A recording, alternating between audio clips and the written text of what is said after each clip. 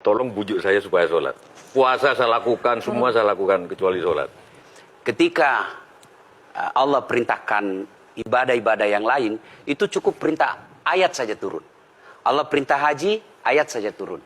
Allah perintah puasa, ayat saja turun. Allah perintah bayar zakat, ayat saja turun. Tapi ketika Allah perintah sholat, tidak boleh ayat turun. Nabi dijemput oleh dua malaikat, kemudian diajak naik, ketemu dengan Allah, untuk menerima perintah ini. Kenapa? Karena perintah ini sangat penting. Mas, saya boleh dagang, bayar zakat sambil nyanyi. Saya boleh haji sambil nyanyi. Tawaf, labbaik Allahumma labbaik, labbaik la syarika laka labbaik. Boleh. Ya, saya bayar zakat boleh sambil nyanyi. Begadang jangan begadang. Kenapa? Salat tak boleh. Allahu Akbar. Darah muda, darahnya pada batal salat saya. Kenapa? Inilah puncak penghambaan kepada Allah. Jadi puncak penghambaan kalau saya meraku hamba, salat. Yang paling mulia dalam tubuh kita, kepala. Adik-adik bercanda dipukul pantatmu masih senyum. Dorong dadamu masih senyum. Tapi jangan bercanda pukul kepalamu. Tak, kau pukul kepala saya pasti saya marah. Kenapa? Harga diri di sini.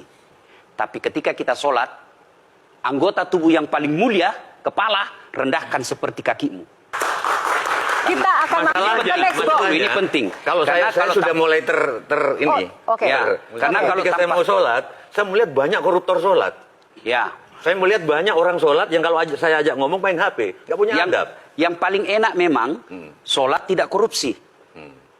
Yang paling nyaman memang, paling ideal sholat jujur.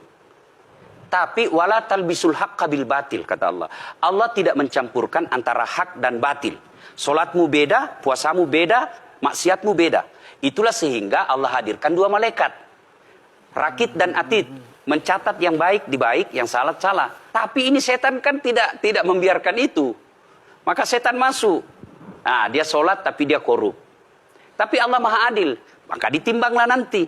Mana yang lebih banyak, kebaikanmu atau keburukanmu. Kalau dia baik amalnya, tapi tidak ada sholatnya, sia-sia. Kenapa? Passwordnya kebaikan itu, kuncinya itu adalah sholat. Ustadz ketika naik haji, naik pesawat. Pesawat itu mungkin dibikin orang yang nggak sholat. Iya, betul. Terus gimana dong? Nah, kursi itu mungkin dibikin orang yang nggak sholat. Iya, betul. Terus? Nah, bagi orang yang tidak sholat itu, Allah nanti perlihatkan amalnya. Yang ciptakan listrik ini luar biasa amalnya. Iya. Saya bisa dakwah karena ada mic. Iya. Dan mic itu dari orang non-muslim yang ciptakan. Maka Allah nanti pamerkan. Ini kau punya amal. Ini 10 guda, 10 miliar kau punya amal. Mana passwordnya? Mana kuncinya? Kuncinya itulah sholat. As-salatu imanuddin, as-salatu miftahul jannah. Sholat itu kunci kebaikan, sholat itu tiangnya agama. Sebuah bangunan, dia bisa berdiri tanpa dinding. Sebuah bangunan, dia bisa kokoh tanpa atap. Tapi ketika bangunan tidak punya tiang, pasti tidak kokoh. Tiang itulah dalam agama, sholat. Dia tidak husuk, tidak ada urusan. Allah tidak hitung kamu husuk atau tidak. Kamu datang deh sujud sama saya. Orang haji kan melempar 3 jumroh. Satu tiang, 7 batu.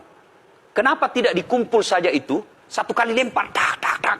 Kenapa? Kenapa mesti 3 hari dan kenapa mesti 3 titik? Itu pesan moralnya, melawan setan itu perlu napas panjang. Dengar azan, jangan pikir setan, dia tebar itu. Tidak usah kau sholat, nanti kau tua. Anggaplah pergi sholat. Setan menyerah, tidak. Buru-buru kamu, buru-buru. Akhirnya apa? Wudhu tidak sempurna. Anggaplah Anda wudhu dengan sempurna. Setan menyerah, tidak. Masuk masjid. Tidak usah sholat sunnah, tidak usah sholat sunnah. Prinsipnya setan, kalau dia tidak bisa dikalah, jangan untung. Nah, gimana Mbak Teja? Udah teryakinkan? Oke.